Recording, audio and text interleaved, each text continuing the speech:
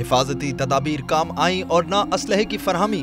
कराची में traffic police एहलकारों की target killing का सिलसिला रुक न सका। दहशतगर्द शहर कायद में कोई बड़ी कार्रवाई न कर सके तो आसान टारगेट तलाश कर लिए।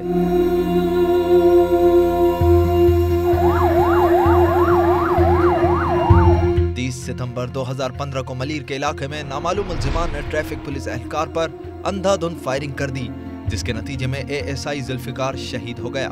करीमाबाद गोश्त मार्केट के करीब 8 अक्टूबर 2015 को पुलिस एहलकार को मौत की नींद सुला दिया गया। कराची के इलाके शेर शाह में 3 सितंबर को दहशतगर्दों ने गोलियां बरसाकर 2 एहलकारों की सफेद वर्दी को कफन बना दिया। हमले में एक एहलकार जख्मी हुआ। दहशतगर्दों ने 31 अगस्त 2015 को गुलशन इकबाल मेन यूनिवर्सिटी रोड इतवार बाजार की पार्किंग में खड़े 2 ट्रैफिक एहलकारों के जिस्म में लोहा उतारकर उनसे जिंदगी छीन ली।